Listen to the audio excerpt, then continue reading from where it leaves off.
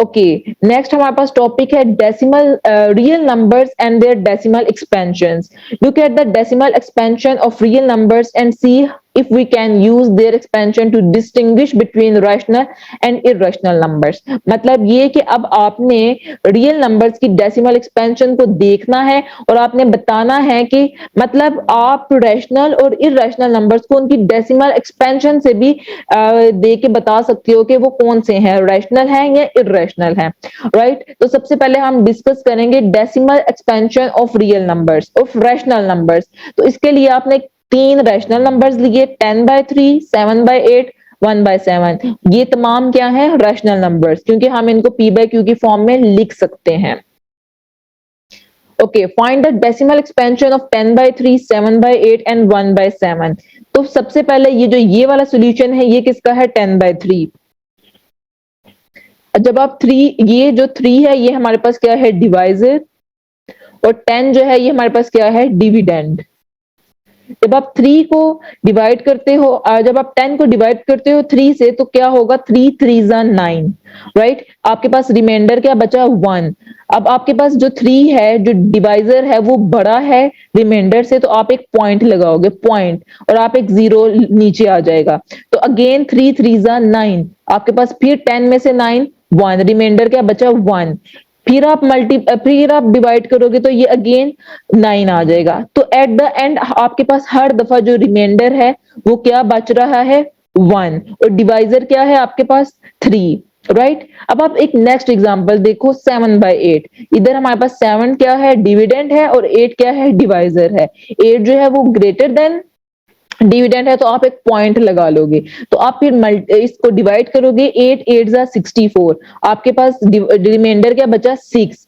अब फिर आप एक 0 नीचे उतारोगे तो क्या बचेगा, 8 7 जा 56, आपके पास रिमाइंडर क्या आया, 4। अगेन 8 5 जा 40, तो एट द एंड आपके पास रिमाइंडर क्या आया, 0, right. After some steps the remainder will be 0। तो इस 10/3 वाली एग्जांपल थी, इस एग्जांपल में आपने क्या देखा कि आप जैसे जैसे आफ्टर मेनी स्टेप्स रिमाइंडर जो है वो क्या आ रहा है, बार बार 1 आ रहा है। लेकिन इस 7/8 वाली एग्जांपल में आपने क्या देखा कि आफ्टर सम स्टेप्स जो रिमाइंडर है वो क्या है, 0, राइट।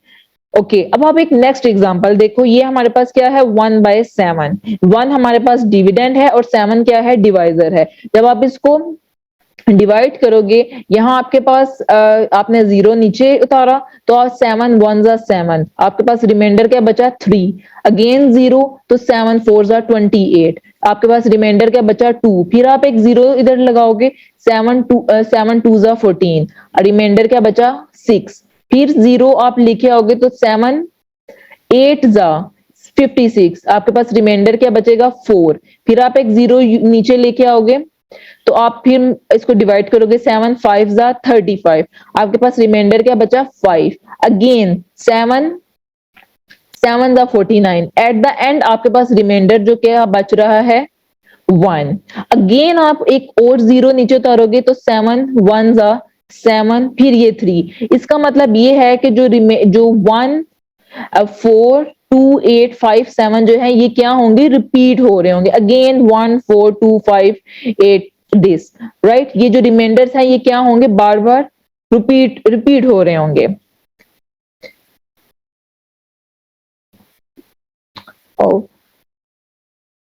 ओके, अब आपने इन 3 एग्जांपल्स में 10/3, 1/7 and the other one was 8/7, I think so। In 3 examples में आपने क्या नोटिस किया कि जो रिमाइंडर है या तो ये 0 हो जाता है आफ्टर सम स्टेप्स, या तो जो रिमाइंडर है वो अपने आप को रिपीट करने लग जाता है, right. It means that the number of entries in the repeating strings of remainder is less than the divisor।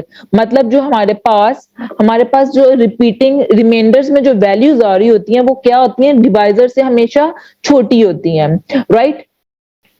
In 10/3 one number repeats itself।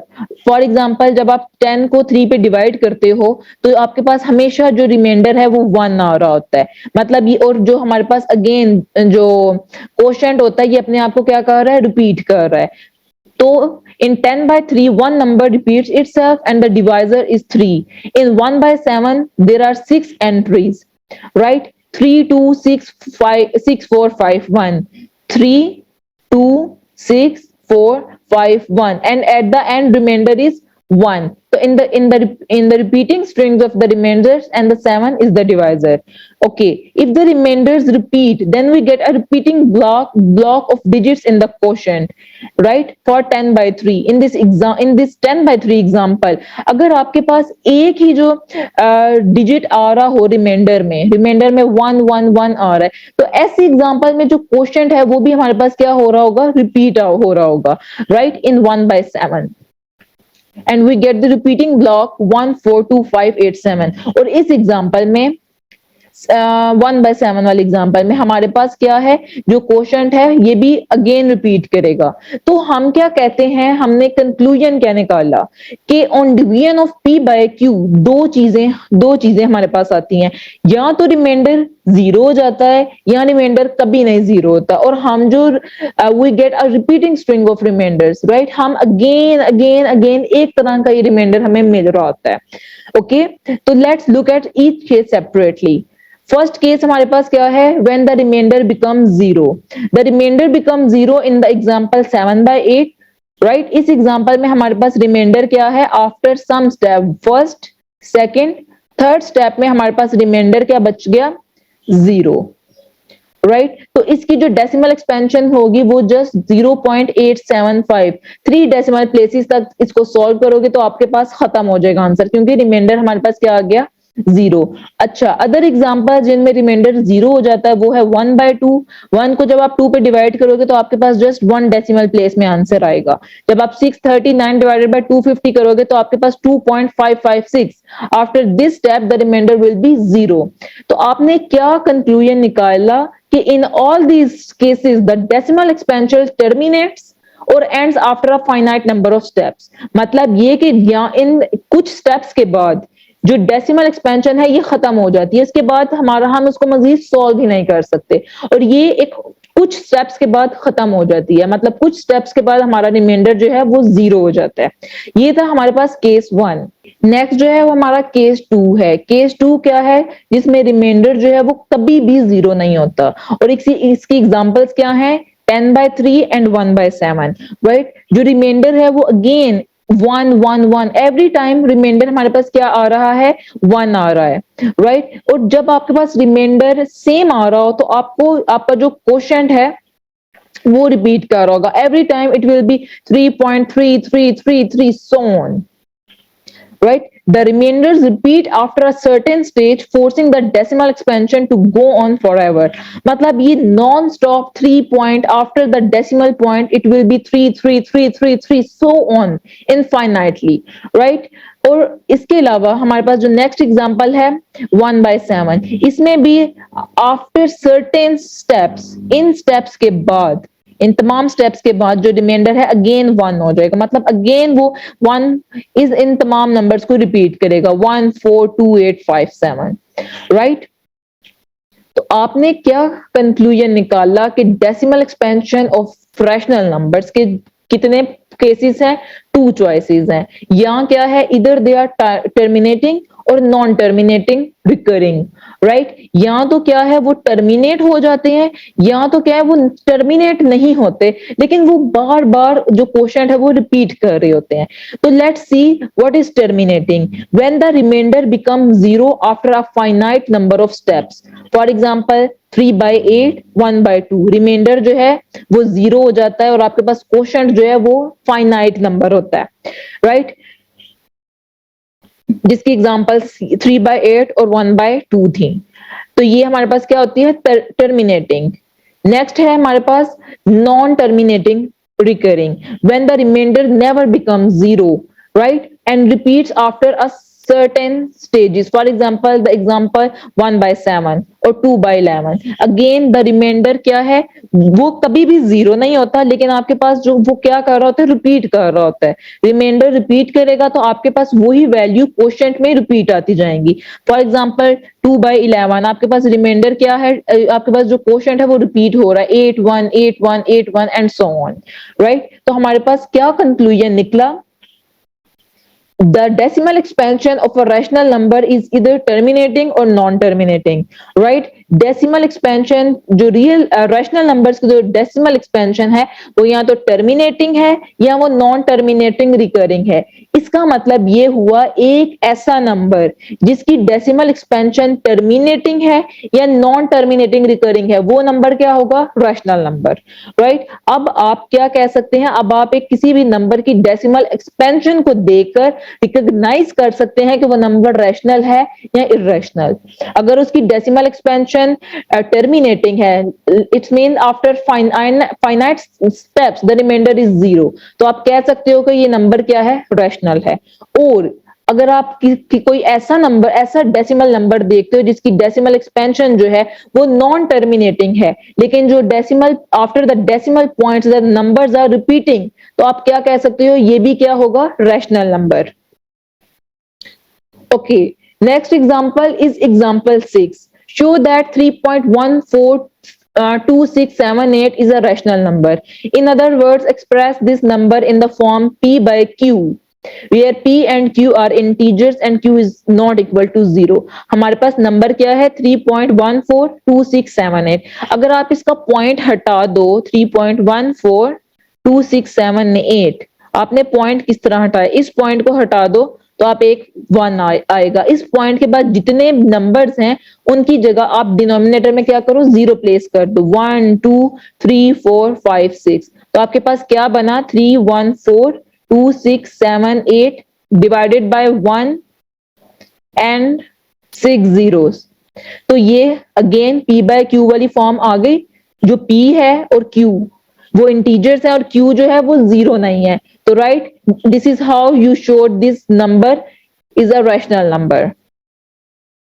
Okay, next is example 8. Show that 1.2727 is can be expressed in the form P by Q, where P and Q are integers and Q is not equal to 0.